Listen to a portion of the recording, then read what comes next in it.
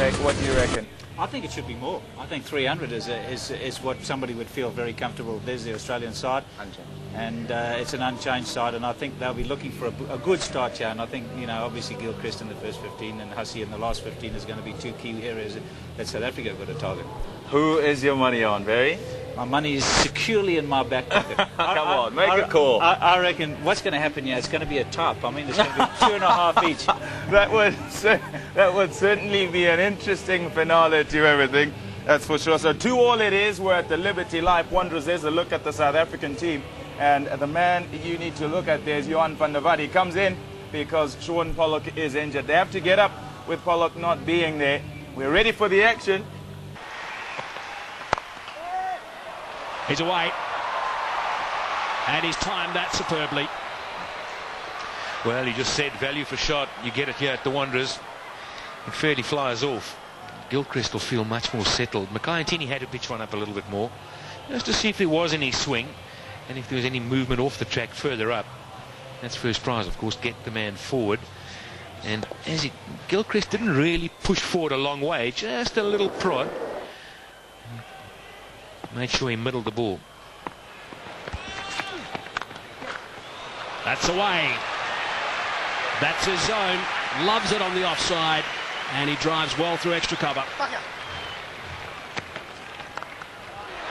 That's over the top. Couple of bounces for. It's a big over for Australia.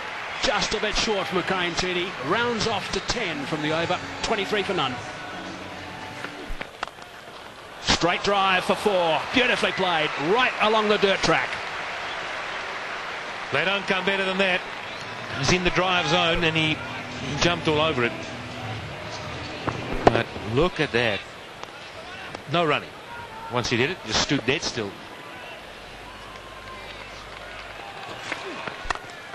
Straight again.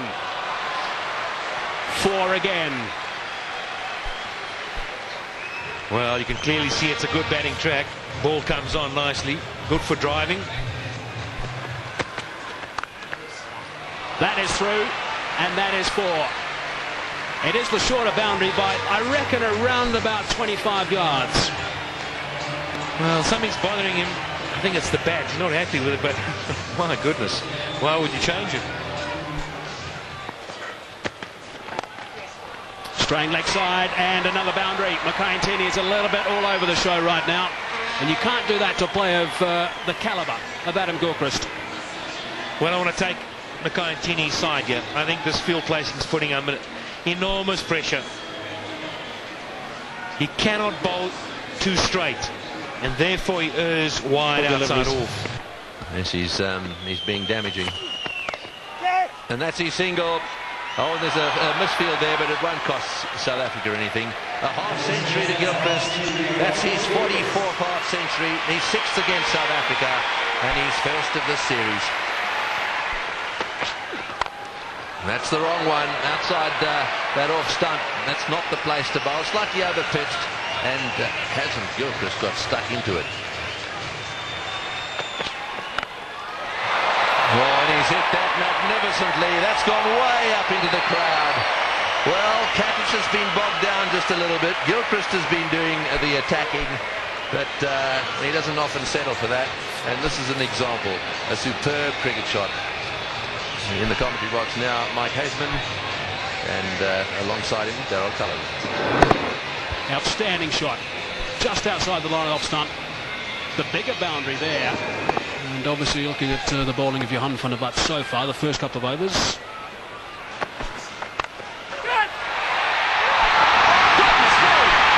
is absolutely remarkable. Andrew Hall has taken a blinder. He looked in no position whatsoever, stuck the hand down, the ball went straight in, and that is a huge wicket. Wow, what a catch. Great catch by Andrew Hall. He almost stuck it out as if to say, well, I've got to get something down on it. And it's stuck, and it's a crucial period of play here for South Africa.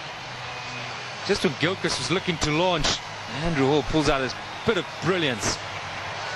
Well, we've said all along, a couple of us have said that fielding may just be the deciding factor between these two sides. And you need work like that if you're going to stay in this match.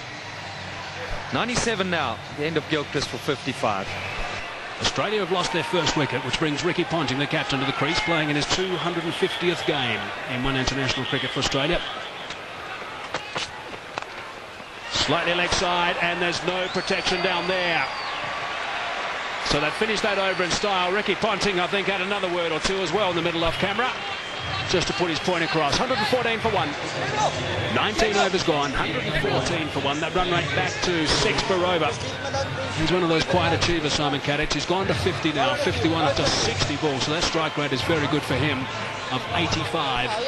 6 fours and a magnificent shot for 6. You haven't spoken since the first game. Now there's certainly plenty going on in the middle. Off camera, it's Smith and Ponting having plenty to say. That's away. That's where Ponting wants them, and that's gone for 4. He will not miss out in that region.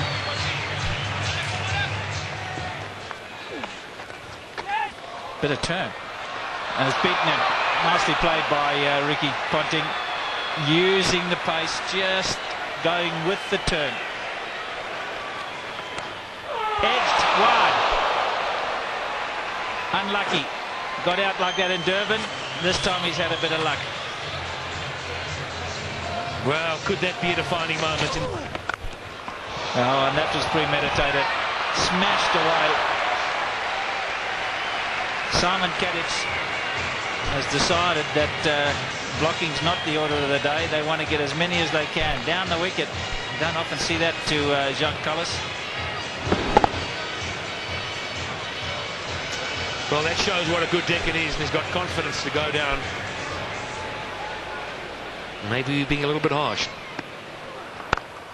Oh, he's gambled. I think he's picked that slower ball from Jacques Kallis, and he's gone after the short boundary, and it's 20 rows back. Was it the slower delivery? I'm not sure it was. Did he roll the fingers? What do you think? Yeah, I think he picked it. I think there's something, you know, there's so much video analysis these days that there's some change in the action for Jacques Kallis before he arrives at the crease, and Ponting and the rest of the Australians have picked that up. It's gone again. And another one. Just drifting into the pads. This is going to cost them big time. Ricky Ponting, 100 in the World Cup final a few years ago, and now he's gone to 50.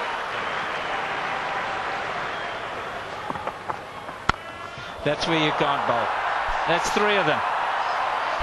All in the same area, all to the same type of delivery.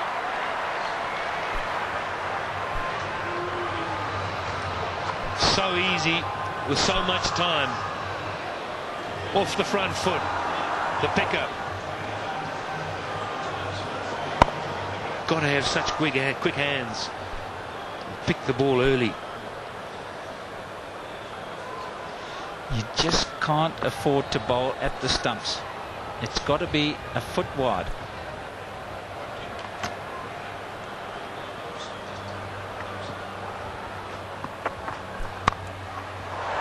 That's much better. This is a bit more luck involved in this one. He's spliced it over, but it's still gone for 4. It's such a short boundary. That's unlucky for the bowler. He's decided he's going to go after them, Ponting. There's no holding back here. Yeah, he sliced it. There was enough on the ball and bounced away on the hard ground. But again, you see, he just drops his head away on the drive through the offside. And fortune favours the brave. Well, just to give you an indication, Patrick, 40 runs of the 50 came on the onside, just 10 on the offside. It just shows you the sort of line that you've got to bowl to Ponting.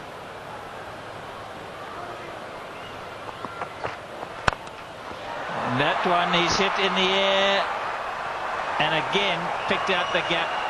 He's on a mission, Ricky Ponting, on a big mission, and that's to beat Graham Smith into submission.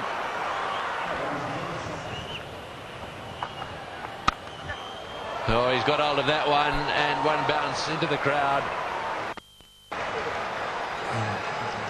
This is not a great time to be brought into the attack, because absolutely anything could happen. There's no way they're going to be playing themselves in. Have a look at that from outside off stump. Well, that's down the ground. It's going to go all the way. Don't worry about trying to catch that one. It just kept going, 3 or 4 rows back, but enough. This is a great shot from Ricky Ponting. He had a very quiet start, and then all of a sudden he broke loose. Mackay straight back into things. It's right up there. Just showing us, and he can take on the straight boundary as well.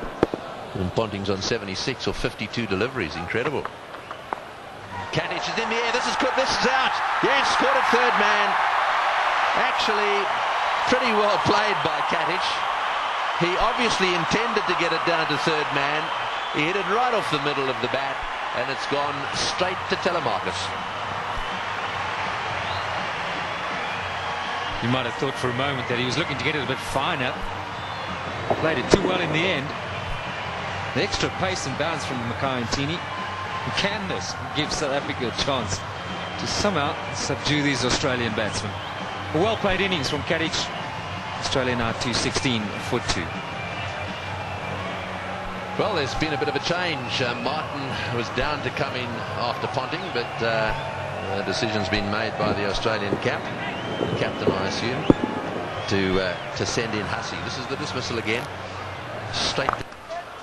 Advancing, Callistrom coming, and that is a great shot. That is a very good shot indeed. Saw him coming, dropped it short, he backed away, gave himself width and slapped it for 4. That's a sign of a really good player, in touch with his game. Down the wicket, Callis saw him coming, and he's still able to get it away square of the wicket to the short boundary. They've managed to get a boundary every over. It's putting so much pressure on the bowlers. Down the track this time and into the crowd. That is a great shot from Mike Hussey.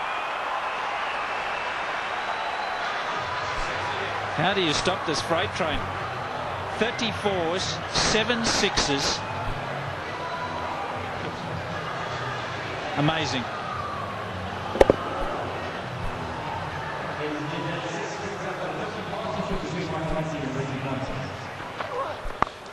Short this time, and again it's been dispatched easily for 4.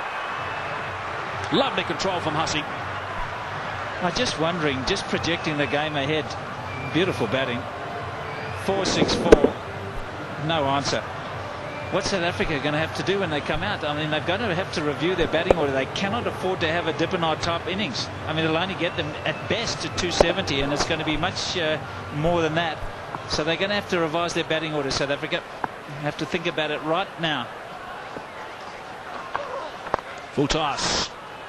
Just the one this time. And Callis, we're happy that over's finished. 16 from it, 207.